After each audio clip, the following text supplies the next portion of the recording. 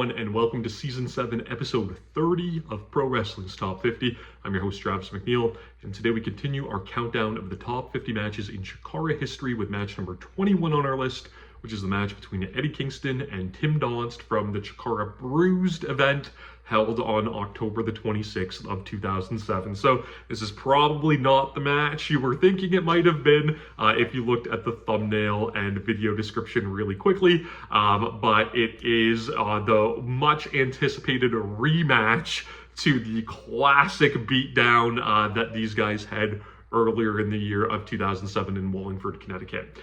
So in that match at the Showdown in Crisis Land, Eddie Kingston destroyed young Tim Donst, who had recently made his CHIKARA debut. A young kid with amateur wrestling credentials, and Eddie Kingston beat the hell out of him very, very famously. This was the anticipated return grudge match.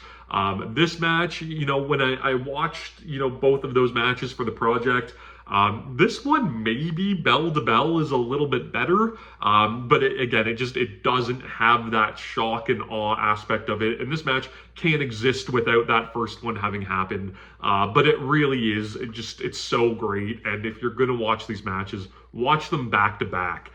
Because Tim Donst, although this match is only a few months later, he is a completely different wrestler in this match. He comes out full of piss and vinegar and is fired up. He rushes the ring, immediately tries to take the fight to Eddie Kingston, who just stomps him out right away. Donst already has his singlet straps down, so in their initial match those straps came down and he was brutalized with chops. Here he knows what he's getting into, and it's just that visual show of I'm coming to fight. You will not break me this time, Eddie Kingston, and it is so great and so compelling.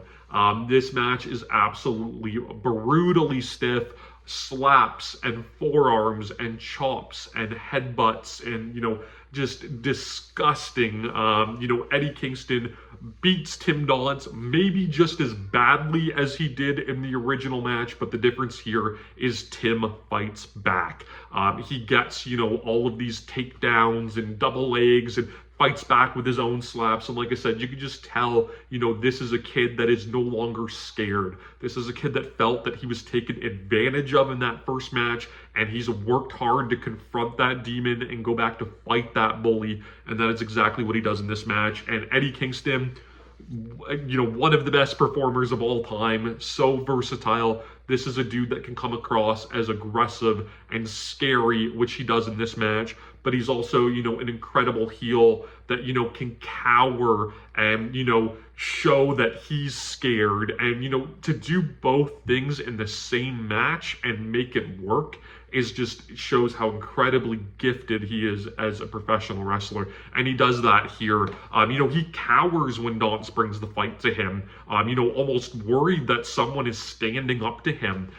They do great switches and control so well here. There's a moment where, Kingston goes to the floor and starts chirping off the fans, and that gives Donst the opportunity to get back in the match and to continue to fight.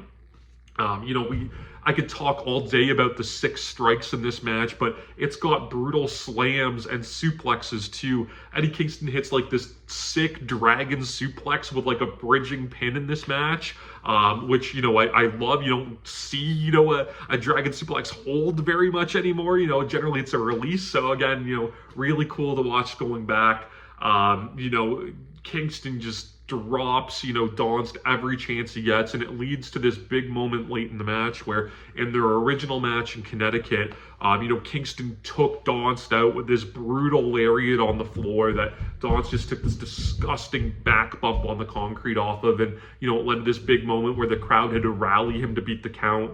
And in this match, same thing, but this time Tim ducks the lariat and hits one of his own on Kingston, and it's Kingston having to crawl his way back in the ring to beat the count. Kind of a callback to Kingston getting dropped on his dome on the floor with the brainbuster against Eric Cannon a year prior in a match that was earlier on our countdown. I loved it so much. I loved, the callback to the Wallingford match. I loved that in a way, maybe it's just me kind of, picking up on it, but that callback to the Cannon match.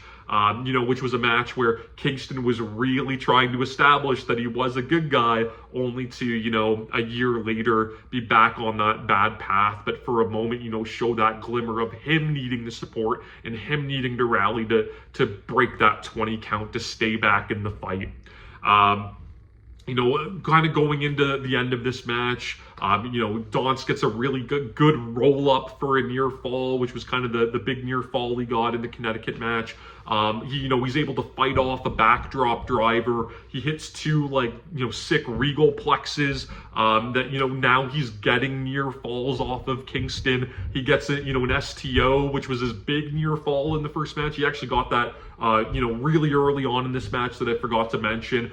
Establishing that those small opportunities that Donst got in the original match were now opportunities that he was getting right away because he was an improved and different fighter. But ultimately, it leads to him falling victim to the back fist of the future. Eventually Tim Donst would get there to be on the level with Eddie Kingston, but on this night in Reading, Pennsylvania, he just wasn't quite there yet. This is a match that I feel is really, really lost in the shuffle. Everybody to this day still talks about the Wallingford match. And like I said, it's got that, where were you when you saw Eddie Kingston beat the hell out of Tim Donst, kind of mystique around it. And this one, I think a lot of people forget it even happened. But watching it back now, it is so fun. I love nothing more than a good grudge match, and that's exactly what this is. A kid that got beat up, didn't stay down, and now is coming to fight back. And Tim Donst is so good in that role, a really underrated performer, kind of a forgotten about performer in his own right. And again, another, testament to why Eddie Kingston is one of the all-time best. You can watch this match, of course, on independentwrestling.tv. Subscribe to my channel here on YouTube so that you never miss a video. Follow me on Instagram and Twitter at Wrestling50. And please join me again next time as we continue to count down Pro Wrestling's Top 50.